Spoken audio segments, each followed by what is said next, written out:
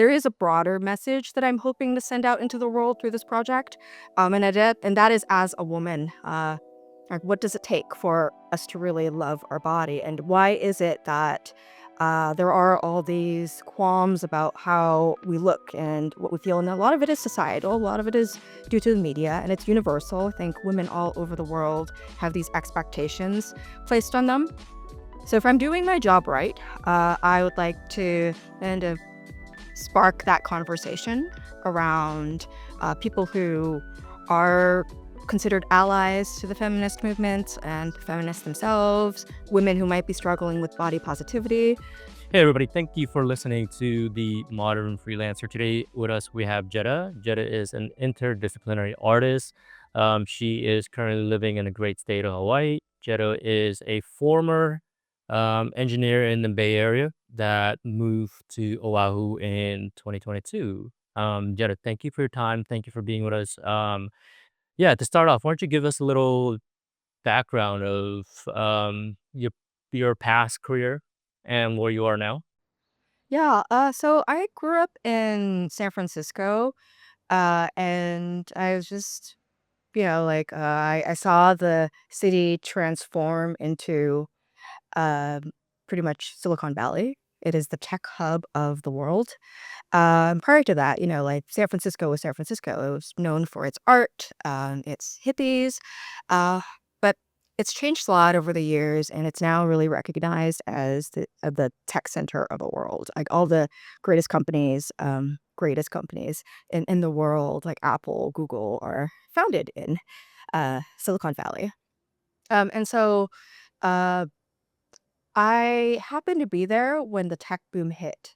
And so a lot of tech opportunities were popping up. And that was around the time when I was going to school and starting out my career. And it was just very natural for me to fall into tech. I was meeting a lot of people who worked in tech, and from meeting the right people, I got my first tech job. And that was ultimately what started my career. I was able to move within the the tech, as you say, industry, and gain different experiences, work different roles. And for the last, I would not say like decade or so, I was working in tech, in various engineering roles. I did IT, I did support, and one of my last jobs was a software engineer. And I moved to Hawaii in 2022 because I wanted a reset on life. I grew up with a very different version of San Francisco than what it is now, and it just didn't feel like my city anymore. My hometown was no longer my hometown, and like I just didn't want to be there anymore, and I needed somewhere new to hit the reset button. So I ended up in Hawaii, and it was here that I really found myself as an artist. This was something that was a part of me all my life. I've always been a really creative person, but I never allowed myself to let that blossom. And so being out here, I decided to go back to school for an art degree. When I was in San Francisco, I actually never finished college because, by virtue of being where the tech was, I just met the right people, landed in the right roles, and my career took off from there. I didn't need to finish my degree. And so out here, I wanted to go back to school, and I decided, oh, if I'm going to go back, I'm going to go back for something I want. I don't need a degree. I want a degree. So art was something that I wanted to pursue, and I'm doing a double major right now in art and philosophy. And within art, I'm going to be focusing on sculpture and expanded practices. I think growing up in an Asian household, or any households, you're never really pushed for creativity, right? Yeah, Like yeah. you were never really taught to like, hey, you're creative in that way. It's always just about like kind of chasing the standard roles of a job of whether, you're doctor, lawyer, or whatever standard engineering job. And I think that's where you and I kind of that's where you and I kind of like relate in that sense, right? Like I kind of went to school for accounting and but like for us, we never grew up with like, hey, like, you can be creative. You Yeah. can you can make art, you can try creative things, so just kind of always followed a solid path. Mhm. And yeah, likewise, I also did not finish college, kind of the same Yeah, reasoning, yeah. right? Yeah, similar Uh, background. and And so my mom actually actively discouraged it. Like when I was 12, about to around the age when I was looking at high schools, I told her I wanted to go to School of the Arts, SOTA, which is the art school in San Francisco. And I wanted to study creative writing as I'm also a writer. And she gave me the silent treatment because she was like, "Oh no, you're not going to make any money with that." And she encouraged me to do it as a hobby, but she was not gonna let me focus on it as a career, and she gave me the silent treatment, and it was like, she took it really seriously too, and so it would got to the point where I would be in the same room with her, and I would call her like, "Hey, mom," and she would just straight up ignore me, pretend that I wasn't there, until I told her, "Okay, I don't wanna be a writer anymore."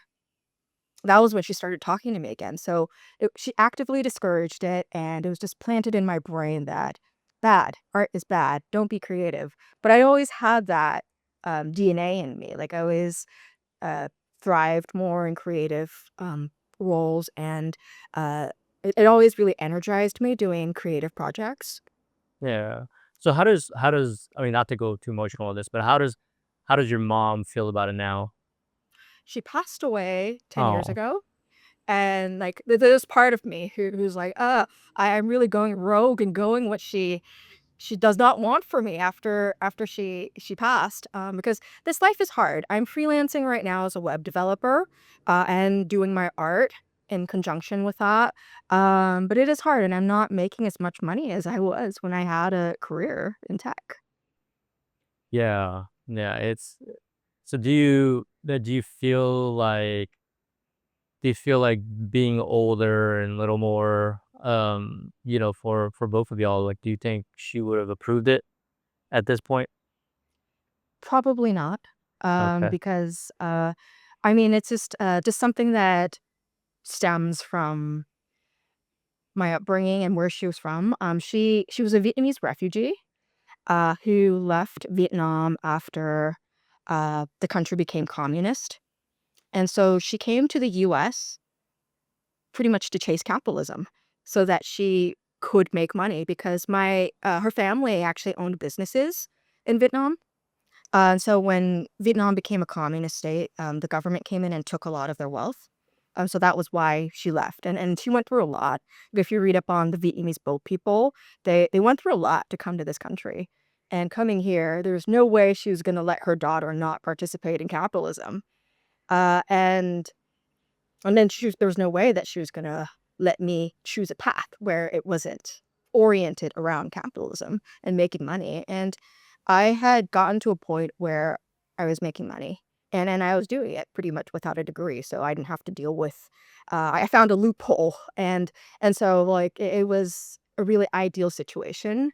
So for me to kind of let all that go and come to Hawaii and do what I'm doing now, it's just if you're doing the math does not math, it does not make sense, and I don't think that she will get it, and that's just, uh or she would have gotten it, and, that's just the nature of where she comes from. It's she's been through a lot, and there was a lot of trauma embedded in it, so it is really difficult for her. It would be very difficult for her to see. Yeah, it's a lot of generational stuff, right? Yeah, especially coming from that background. Yeah, it's very common, like, a lot of my friends that went through, kinda same similar situation that had to kinda leave. It's a really hard, it's a really hard to, like, have a parent like that, I think, right? And then, you try to figure out, like, how to navigate the world, like, just based on this. But, okay, let's fast forward to 2022. Why Hawaii, and how did you garner your interest into to pursue art? Yeah, so I had met someone in the Bay Area, and I fell in love with this person. And he is a musician and an artist, and he was moving out to Hawaii for a job that he had accepted. And he knew about what I was going through and just my qualms about life and wanting to get away. So he, you know, opened up Hawaii as a place for me to move to. And he offered to be there to support me as I built a life here. And so I took him up on his offer, and it was for two reasons. Because, I wanted to be closer to him, but also because I knew that that was something that I wanted. I wanted to leave the Bay Area, and it was either here or New York City. But I chose here. And so, and he was really the muse that inspired me to pursue art. Because he would call me an artist even when I was, like, working remotely in these tech roles where I, I felt more like an engineer than I was an artist. Things didn't work out with him, and I am where I am now, where I can very comfortably and confidently call myself an artist. Did you feel like you blossom as an artist? Like, when you had your chance to move to Hawaii? Or how did you come about to pursuing art, I guess? Yeah, and it was, so I had wanted to go back to school for a degree for a while now, and um, it just so happens that University of Hawaii at Manoa, they have this really big art program. It's really they have a lot of resources where you can study pretty much various art disciplines. There's sculpture, graphic design, painting, drawing, and just by virtue of being in town and near the university, they became a really big option for me. I wanted to go back to school anyway. They happen to have a lot of resources. Why not go back for art? Going back to school, and then now you're living in Hawaii, 2022. What's your first move? What's your first exhibition? How do you get yourself out there? What do you do? What do you do as an artist? Yeah, so I am very much still building my art practice. And it's really about coming up with ideas, bringing those ideas to life, and then showing it to the world. That was what I did with one of the projects I collaborated with Luke on Feral Roots. We just kind of got together. I had this idea. He was really supportive and wanted to help me bring it to life. So that's what we did. And from there, once we had something, submitting it to art galleries and exhibitions, and seeing if they would want to accept it and exhibit it. So Feral Roots was one of that was the first art exhibit that you've done? Oh, cool. Okay. And then just for the viewers, like Luke is a collaboration on a future project that's Jed and Luke doing at Burning Man. So we'll have Luke later on in the show. So what's your journey been? Like how is the last 3 years? Like, yeah, walk us through, the ebbs and flows, the figuring shit out and try to Hmm. figure out where you wanna go, where you are, and yeah, walk us Yeah. through that a little bit. So I was in a very privileged position where I worked in tech and had opportunities to work remotely. So coming to Hawaii, I had a remote job. I was working Pacific Standard time hours from 6 to 2 or 7 to 3, depending on the time of the year. And I was just so unhappy. Like, I hated the job. Like, I didn't feel like I was really living my life. I was, like, creatively fulfilled, and I just was miserable all the time. And then I decided to go back to school, and that was kind of what gave me meaning again. Like, I felt like I was working towards something. And eventually, after starting school and establishing myself as an artist, I left tech and decided to go the freelancing route where I am doing web development for small businesses. So essentially building websites for small businesses. And I'm doing art, making art. Like, I have these projects. I'm exhibiting. I really feel like I'm making strides in my artistic career. But on the flip side, I'm also broke all the time. I can't just throw money at fancy dinner just because. And so there's that lifestyle adjustment. I'm going from a place where I had all these resources, financial resources, to a place where it's just like, okay, this is really hard. But I've also never been happier. Like working on these projects, I've stopped and thought to myself, like, wow, this is what I want to be doing for the rest of my life. I'm happy. This is my passion. And I had never really had any passions that I can talk about in my life. Because passion is a word that's just like, I feel like it's overused and tacky. But with art, I really do resonate with that word. This is my passion. Yeah, there's something about pursuing your muse that makes it feel so good, right? Yeah. I think after being behind a desk or behind a laptop for the last 10 years or so, what kind of artist do you consider yourself? I know you're a interdisciplinary artist, but what does that entail? Like, what does that look like?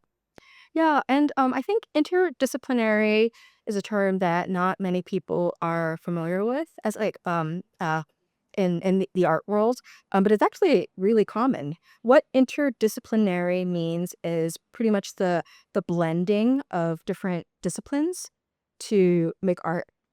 And I think when a lot of people think about art, it's siloed. You're either a sculptor, an artist, or a painter or a photographer. There's really no concept of all that being blended as one. And so, as an interdisciplinary artist, what I thrive on is digging into different disciplines and seeing how I can combine different disciplines to create a new form of way to make art and experience art.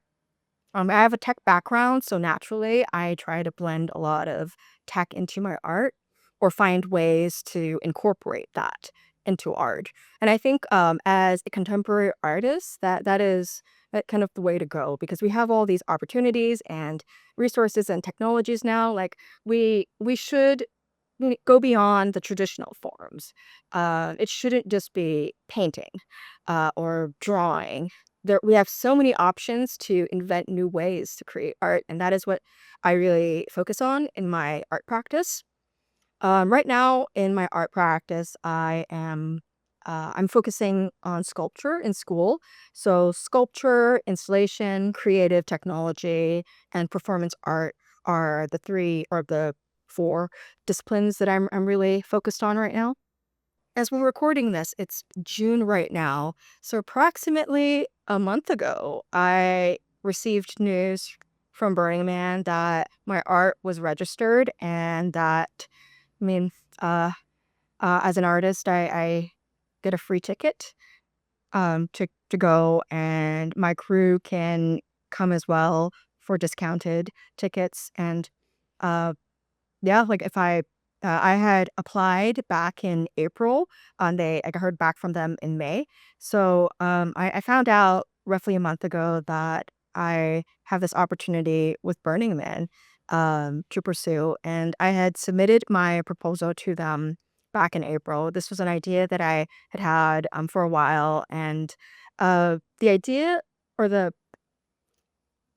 inspiration to submit to Burning Man came on a whim.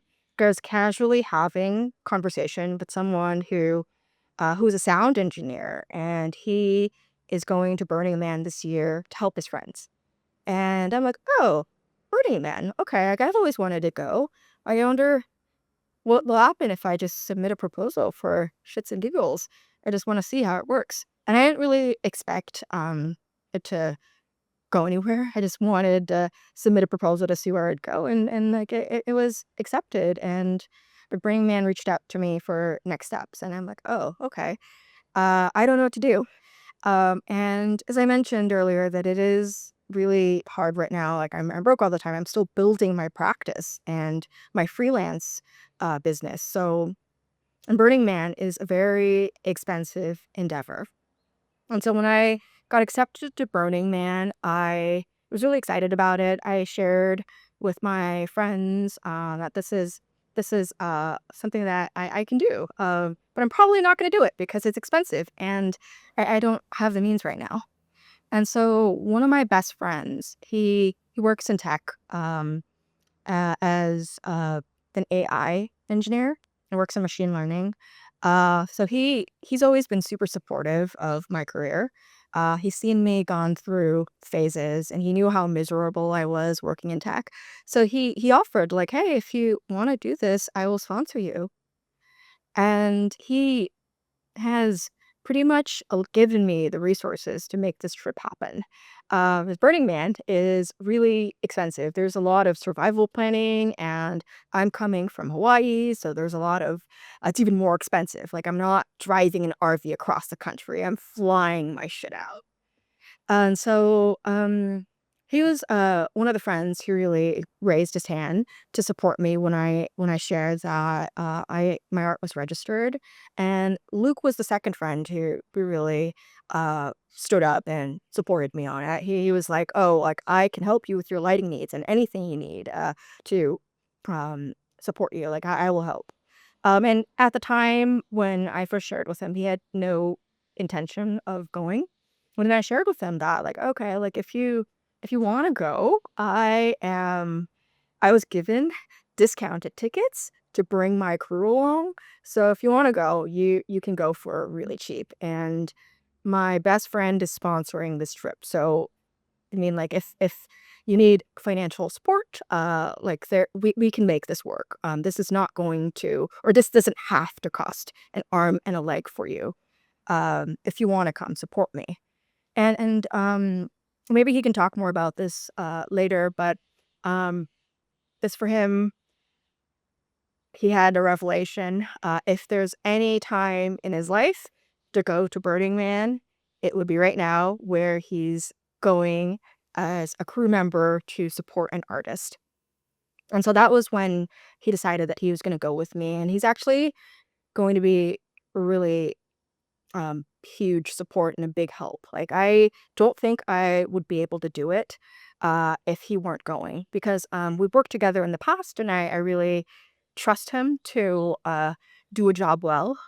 And uh, he's really, sat down and brainstormed ideas with me and really helped me like bring this project to life. Yeah, I love that. So this is your first burn as well, right? Yeah. Amazing. And it's kind of funny because like a lot of Silicon Valley people like they actually go to Burning Man quite often. Well, I think now it's like, a whole Silicon Oh Valley yeah, oh thing, yeah. right? Going to Burning Eh, Man. Yeah, and then I guess that is the irony. I'm not going as a tech worker, I'm going as an artist.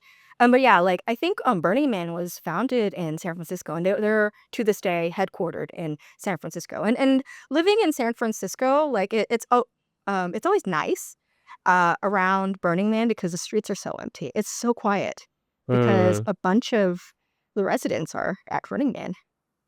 yeah. Yeah, yeah, There's, it's like, true. less traffic, and you go out, and it's like, "Okay, this is pretty nice." A lot of my friends have gone and like my first roommate back in 2012, he went and this is like when because we were talking about it, it's like, yeah, I think they build their own village and stuff like that. It's always interests me. I mean, too bad I'm in Thailand. I would definitely hop along. um, so in terms of your timeline, right? So you moved to Hawaii in 2022. When did you quit your tech job? It's been roughly a year now. I left my last tech job January 2024. Wow. A year And and a then half. you transition into now web dev. Yes. Yeah, I would say that was 2024 when I had really established it as a practice and developed a business model and planned to move forward. Prior to that, I had helped with projects here and there. So I'd helped small businesses build their website, redesign their website, very casually as a freelancer. But I didn't have a brand or a business plan. It was just of like, how much do you want to pay? I charge this much per hour. But now it's become more of an established practice. Sure. What kind of majority of your clients are in Hawaii? Yes. I primarily work with small businesses and people in Hawaii. And that is because I think Hawaii in general is because maybe it's because of proximity and culture. They are slower to adopt tech. And so there are a lot of businesses that uh, could use the support. And I have the skills and resources and can do it for them really cheaply. So I want to want to give back to the community in that way. Yeah, I know you were talking about earlier about, a lot of your focus is interdisciplinary, is also like performance and performing based. Like, what is performance based art? Yeah, so there is a distinction between performing and performance art. I am a performance artist, not a performing artist. And the difference between the two, performing arts is what you would see on a stage. It usually is, the performer is doing it for the audience. They may be on stage singing, dancing, performing a play. The audience, they sit there and they observe. Uh, that is performing arts, and what a lot of us are used to seeing. I'm sure a lot of us have gone to plays and concerts in our lifetime. That is uh, quintessentially performing arts. Performance art is not really for the audience. It is for the concept. And there could be an audience. The artist could be performing an act for an audience, or they could be doing it um, privately, or um, like it can really vary. But performance art is concept based, and it may or may not be for the audience. And sometimes the audience member can also be a participant, and it can be done on the streets, at a warehouse, privately, in nature. And documentation is really what uh, makes the performance, because it is considered time-based sculpture, where the artist is the art piece itself, if that Mm. makes sense. Yeah, and time based sculpture. That's really interesting because that's what you're essentially doing in Burning Man, right? Correct. In addition to the installation, we're also going to be having a performance aspect to the experience. So Luke and I have been collaborating since last fall. We've done a lot of work together, and it's just boggles my mind that I actually like have not even known him for a year. And so we had met sometime last fall, because I had a project that I wanted to bring to life. And he is someone who he's a photographer, and he's always looking for people to collaborate with. And we met, and I told him about my project idea, and he was just so down to help me bring it to life.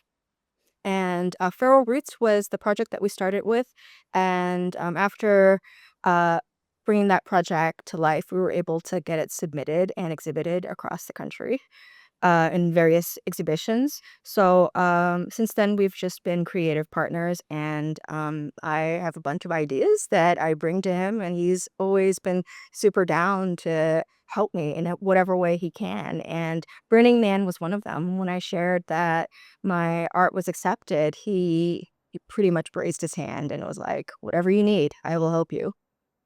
Love that. And yeah, speaking of Luke, let's bring Luke in. Okay, just so we're adding in our conversation on Burning Man, we have Luke Ryba in. He's a collaborator of yours that's joining you on Burning Man on your exhibition. I know you guys have collaborated on several art exhibits, including Feral Roots, which Hmm. was previously exhibited at DAC and at the Art Center in Hawaii. Jenna, how did your collaboration with Luke start? How did that relationship kind of foster? Yeah. So I met Luke sometime last year. He had expressed interest in collaborating together on something. And I was at the time taking a performance art course with the University of Hawaii. After declaring sculpture as my area of focus, I'm currently studying art there. And um, Reaching out to Luke, I thought it'd be a great opportunity to work on some performance art projects. And Looking at just what he does, it seemed like it would be a fit. So we met up and talked about some of my ideas. And uh, Feral Roots was born from uh, a lot of feminist concepts that I'd been ruminating in my head. But Luke has gone to Pali to shoot before, and he had suggested that location potentially as a place for me to bring the idea to life. So that's where we went. And one thing led to another. We had a whole photo series out of a photo shoot we did in New Pali, which was then exhibited at the various venues. Nice. And when was that first collaboration that you guys did? I believe it was October 27th was when we had done that shoot. Ah, okay, cool. And Luke, I know you're medium format film based, right? Like, can you explain a little bit about your background? Yeah, primarily 35 millimeter film, yeah. But that's kind of just been my main media focus for the last 5 years.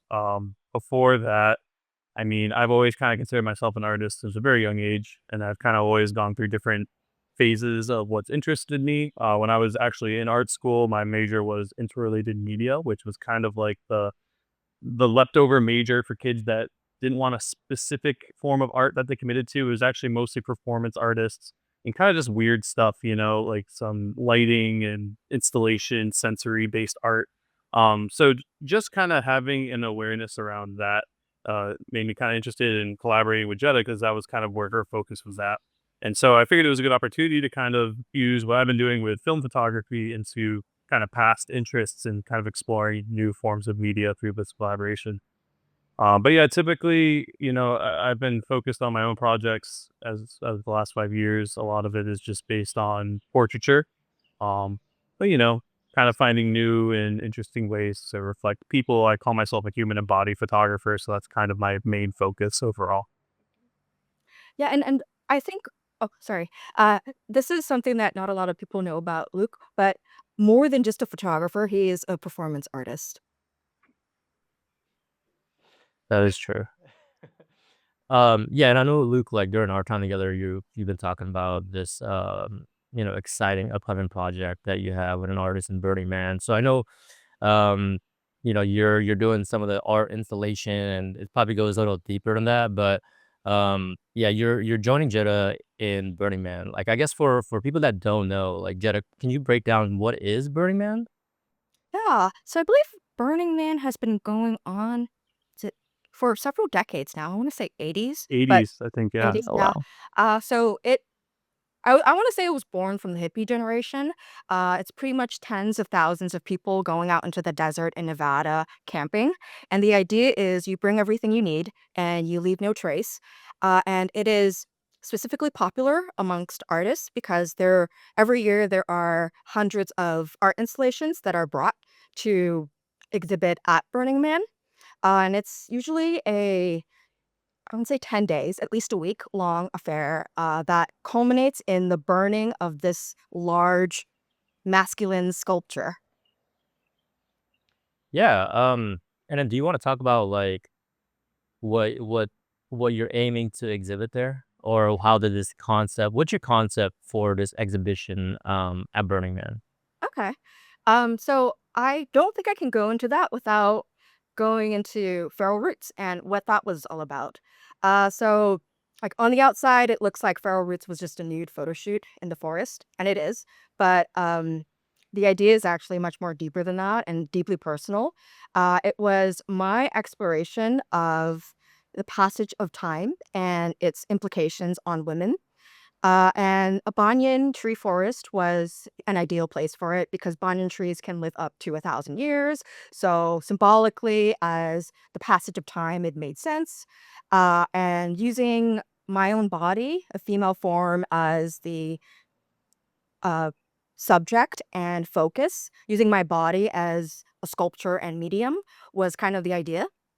And that was more than just a classroom project. Eventually, we had an exhibition at the Downtown Art Center, and a few months ago, I was in Florida because I was accepted to a pop-up, um, and called New Night.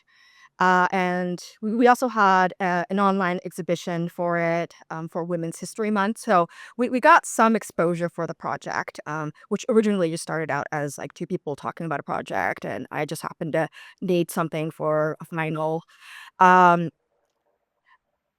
but going through that experience, I kind of like was able to um, I guess, unlock some milestones as an artist. Like Luke has been an artist longer than I have. I actually just started this sometime last year, so it's been a little bit over a year for me since I've been at least calling myself an artist. And so going through these exhibitions and kind of observing how people receive my art was really edifying. Like being having my body regarded as art was also like really like whoa, like I never really expected this for myself. um and and so in theory, for somebody who's willing to pose nude out in the forest, one would imagine that body image isn't really an issue for me. And for the most part, that's true. Literally, I've had my body exhibited on gallery walls and viewed as art.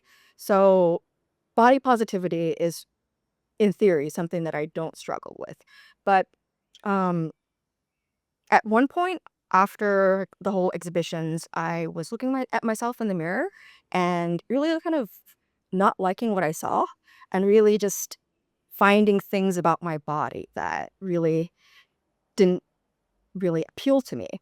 And taking a step back and looking at all that, I thought, like, okay, this is kind of ironic because I just had these exhibitions where, like my body was literal art. Why am I having these feelings? And that got me thinking on a larger scale about just society and the expectations, again, placed on women, how, like, you're either too skinny, too fat, and it's never really enough. There's never really a happy medium. Like, I'm someone who's enjoyed skinny privilege all my life. I don't really gain weight. In fact, I struggle to maintain my weight. And one would argue that's kind of lucky, but I also have these feelings about myself. Like, I don't love my body. So that got me thinking, like, what can I do to really fix this? Like, there has to be a solution. So the idea of what if people were literally worshiping my body? Would that make me feel better? So that was where the idea of this the Burning Man project started. And that's a good segue into what the project actually is. It is going to be a shrine, a place of worship of a mold of my ass. Okay. Do you do you wanna go into that a little more? I know Luke has mentioned that you're doing some increasing of physical activity. Oh To yes, I call it the thickening. Uh, so, so, the experience is a multi-sensory experience. And it's supposed to combine touch, sound, sight, and smell. And uh, you're in Thailand right now, so I imagine you've seen a lot of places of worship for various statues. And so it's going to be kind of like a miniature temple where there will be different offerings. The experience would be lighting incense to honor this object of worship. Um, and the incense is going to be scented, so that's where the scent portion of it will come from, and the touch will be the actual act of lighting the incense, and sight will be all the visuals, and there will be meditation music playing as ambient noise in the background as people are worshiping. Hmm. Yeah, so based on the image you sent me, like, I saw that there's a part on the lower left side which says the ass that what is the ascent? The And ascent, the which is ascent. like the ascent, but ASS as a pun. That image that I sent you is actually really cryptic. It came about from one of my meetings with Luke where we were just like jotting down ideas. So I there's see. a lot on that image that may not make sense, and it doesn't make sense to us anymore as well. I think that was like originally it was like the title of the sculpture we were gonna have. before the walkway going to it. Yeah. I see, I see. Um, just regarding the smell, touch, like what does that experience look like? So it's uh at its core, this experience is supposed to be satire and a parody of religion. And so like if you picture yourself in front of a shrine, there's going to be kneeling pads in front of the sign. The idea is the person will kneel in front of the sign, light incense to honor the shrine, and very much like Buddhist traditions, there's going to be an incense holder for the incense to be placed. Okay. And Luke, what's your portion regarding this exhibition? Yeah, originally I told Jetta I'd be interested in helping with lighting and production. She said that once it got accepted, she's allowed to have a certain number of people come on a production team.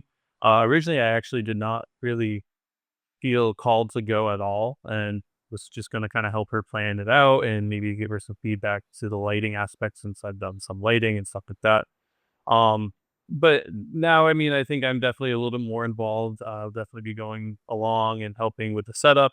There is a performative aspect that's going to occur every day that I'm actually quite excited to be a part of, the meditation portions of it. But mostly the lighting, which will be a lot of LEDs. As she mentioned earlier, Burning Man is really big on the whole leave no trace behind. So using sustainable materials is very important. And then things like LED lights, I think, are really good and something that we can easily pack up and bring away with us. As you mentioned, there's the element of it kind of being a satire towards Eastern religion and in a way also Western religion as well, because having all these pink candles, is something you'd see maybe in like a Catholic shrine or something like that. Something that you would typically light to honor someone you're praying for. And so it's kind of this anti-religion sculpture that's tying in all these elements from what people are used to experiencing and seeing. And I think, especially in our generation, a lot of people are used to certain aspects of these religions that they don't really know too much about it. They just kind of see it, they do it, they're raised to do it, stuff like that. So it's quite an interesting project, but yeah, mostly the lighting was originally what I was focused on helping with in the performative aspect.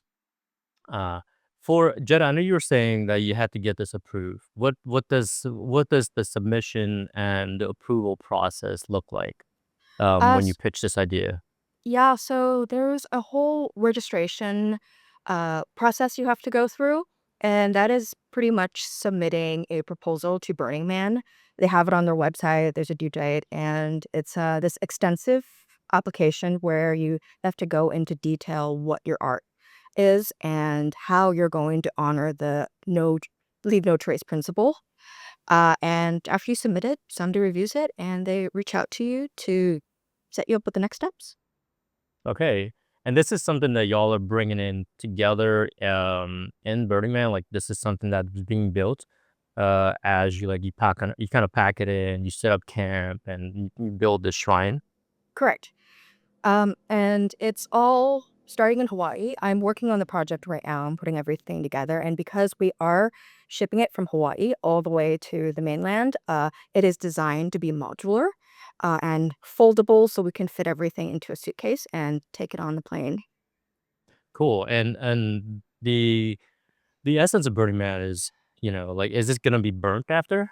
Or what's the end process Ah, of this? yes. Artwork typically does get burned at Burning Man, but you have to follow certain policies. The wood that you're using, if you're using wood, cannot be treated. And because, I mean, it would defeat the purpose if you're burning artwork and destroying the environment and literally leaving traces. So, unfortunately, our installation does not fit code to be burnt um, because it's painted and we do have nails and metal used in it. So, after Burning Man, uh, my goal is to find a home for this installation because I do not want to ship it all the way back to Hawaii. So it's definitely going to stay on the mainland. And I'm looking into various art programs right now in Reno who might be able to accept it as public art. I know the city of Reno recently launched a public art program where they want to exhibit more public art in public areas like parks and whatnot. So, and they have a whole submission process where you can submit a proposal and they'll review it to see if they want your art. So that is something that I intend to do. And if not the city of Brno, then various maker spaces and galleries might be able to take it.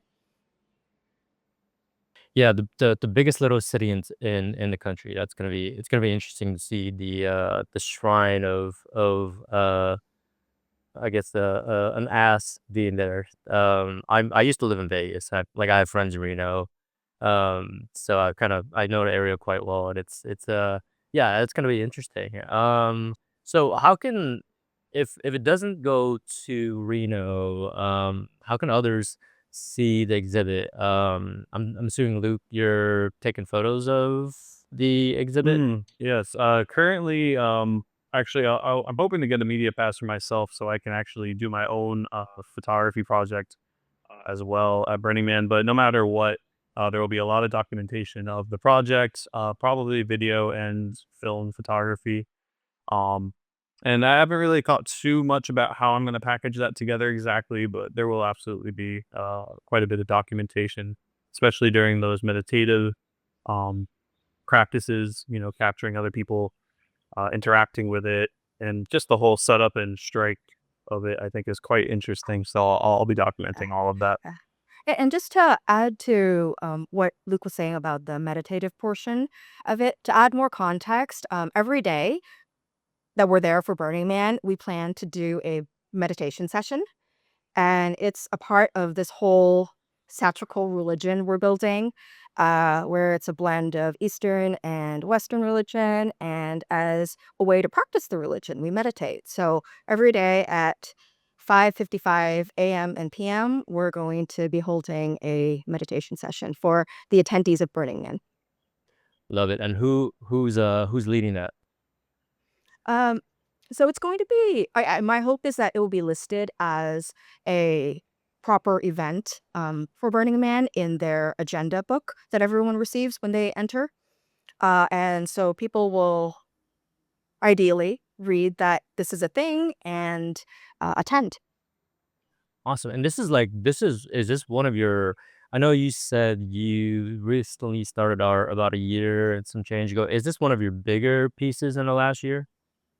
Yes, 'cause I think, with the ethos of Burning Man and how there's an emphasis on art and bringing art and displaying art, being an artist and bringing art to exhibit at Burning Man really unlocks the next level for me as an artist. Like, I think after Burning Man, I'm no longer an artist with the lowercase a. I can properly call myself an artist with a capital A. Love that. So this is kind of like also your coming out party in that Yeah, sense as an yeah. artist. And it's gonna be, exposed to a larger range and number of people, because I think 70 to 80,000 attendees of Burning Man is the average every year. Mm. So there definitely will be a lot more exposure compared to the other work that I've done. Yeah, just a really cool idea. I think it'll be really cool if this meditation morning could also be live stream. Or are you guys planning to dedicate like an Instagram to this art piece itself? There unfortunately won't be really good reception out in the desert, and that's kind of the whole point. We're disconnecting from society to live a week as these, like, I don't know, like Mad Max nomads. Yeah, something I've always taken with me ever since that interrelated media class I took in college is, especially when it comes to performance art, there's almost two art pieces that exist. One is the performance itself, the live performance, which you can really never replicate and never re-experience. It's a one-time, time-based thing that if you're there, you can experience it, or even some cases, only the artists themselves experience it. But then the second product is kind of the documentation or aftermath, which is kind of its own thing. So that in this case would be the photos, the videos, whatever kind of comes out of it. It almost becomes its own separate art piece, but it will never quite replicate what it was to be there and experience it in person. So I think it's quite a rich experience for those people that will be at Burning Man to be involved and kind of see what this is all about and just be there for the sensory aspects, right? You can only smell it if you're actually physically there, but in a video, you're not going to know what that experience was like. So yeah, it's definitely going to kind of have its own aftermath project, I think, of whatever videos or photos come out of it. Yeah, I love that. Just in terms of the exhibition itself, like what do y'all hope to get out of it? What's the, what's the long term outcome or short term outcome? Like, what do y'all hope to get out of it? Oh, I can start with that. Maybe Jetta will finally love her body after witnessing people worshiping her ass. That's definitely something you'll get out of it, I'm sure. Yeah, I think something that's been really remarkable to me ever since meeting and working with Jetta is she's very good at finding the maximum potential in something. For me, I'm a creator. Like I am 90%, 95%. I just want to be making and doing in the art itself.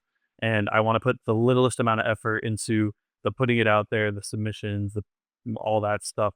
But Joe's really, really great at doing that. So I think that just from networking with other artists is going to be a really good outcome. And I think it's going to unleash a lot of new project ideas and just kind of a boost of confidence as an artist of like you can now do anything, kind of just make it and put it out there. So I'm sure it'll exist in its video or photo format for a while after this, and it'll probably inspire a lot of new projects. Yeah, and this will be me and Luke's first burn. They always say that going to Burning Man will change you as a person, and I don't know what that looks like yet. But hoping that spiritually we will become a greater version of ourselves after this event. And just to add to what I was saying earlier about body positivity, there is a broader message that I'm hoping to send out into the world through this project.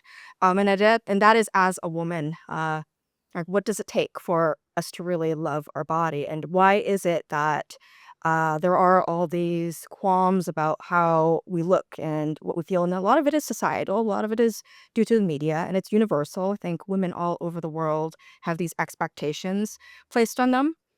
So if I'm doing my job right, I would like to kind of spark that conversation around people who are considered allies to the feminist movement and feminists themselves, women who might be struggling with body positivity, et cetera, et cetera. Yeah, yeah, I really love that. And I kind of just want to go back on this. Like, what does the thickening look like, and how do you Oh, yeah, and and yeah, how does one create a mold of their ass? yeah. So I'm currently looking at into various materials that would make sense for the mold. But the thickening begins with just like, I guess, any attempt to change your body.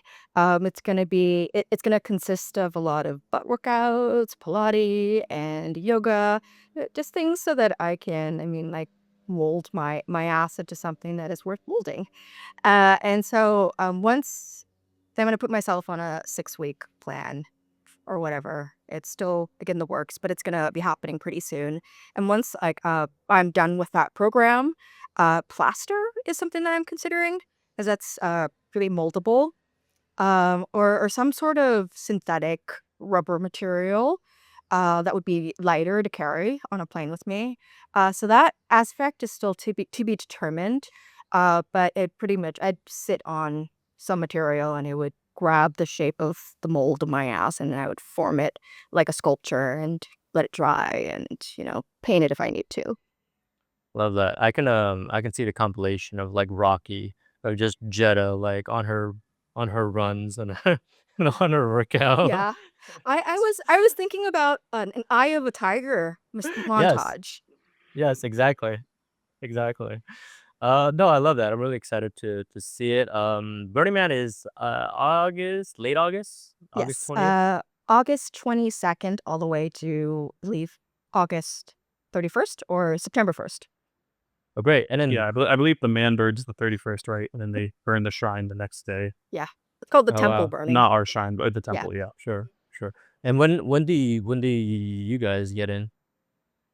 We're gonna be hopefully arriving the Saturday before the event starts. The event Okay. starts on Sunday. I think it's the 23rd, 24th, 23rd, something that whatever that Sunday is. We're going to be arriving in Reno earlier that week, and we plan to land in Black Rock City on a Saturday before the event Right. starts.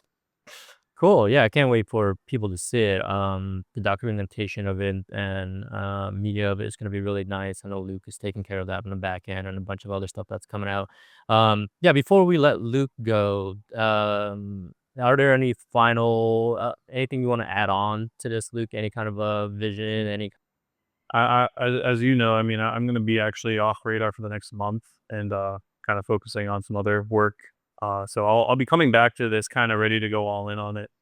But just really excited to see the progress. I mean, something amazing with Jetta is just her ability to lock in and make something happen and bring it to fruition. I mean, something that she'll just mention as an idea suddenly next week, it's just been manifested and built, and that all the materials are there.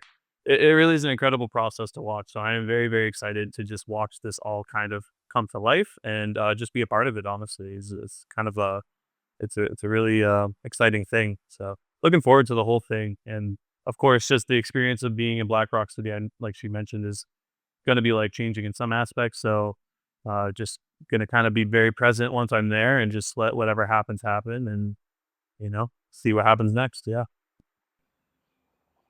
Yeah, I know. I know when we were chatting, when were a couple weeks ago, you're really excited about this project, but you really weren't sure, where it would go. And it seems like you two have a really good relationship, on a working relationship, right? So, really excited to see what comes from this, and you're contributing to Jetta's coming out party as an artist, so that's really huge as well. And hopefully, you guys can do more stuff together. What about you, Jetta?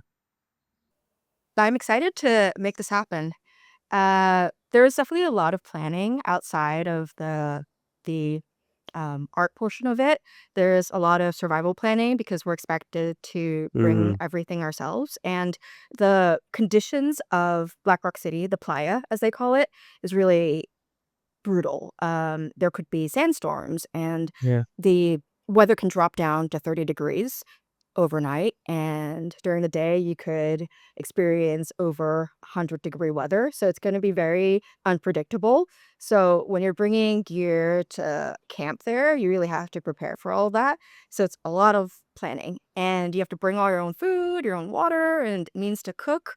So that's something that I will be working on in conjunction with figuring out how to finish building this project and going through the thickening. Yeah, it seems like there's quite a bit of logistics, right? I think just as you said, food wise and getting everything prepped.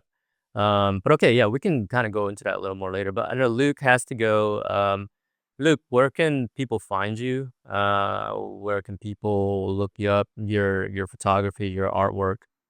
Sure. Yeah. My website is a great place to start. www.lukeryba.com. LUKERYBA. And that site is actually hosted and made by Kind, which is a business owned by yours truly, Jetta. So yeah, she actually also makes websites and does a really good job with that. So it's a great place to start. And you can find me on Instagram with the same handle. Thanks for the Cool, plug. awesome. Sure.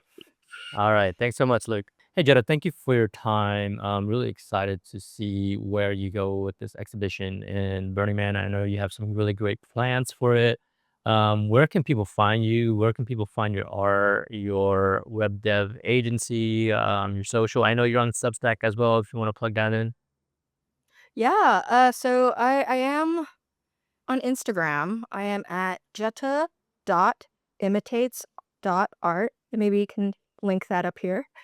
And I'm on Substack. Uh, HJARTD. That stands for How Jenny Almost Ruined the Day. My legal name is Jenny. So HJARTD.substack.com. Can link that over here. And if you want to check out some of my work and get a gist of what an interdisciplinary artist does, my website is www.jeta.work. Link that here. Yeah. Cool. I love your website, by the way. super fluid, functional, really really nice to look around. Thank you so much. Where can people support you in terms of like if you have an upcoming project? Um, I don't know if obviously like take in like artist fundraising. Is that a thing? Um, I don't have anything set up yet. Okay. Uh, I guess so if people are inclined to support my work, sending, I guess, a DM on Instagram like, "Hey, I wanna support you financially." That would be the most ideal.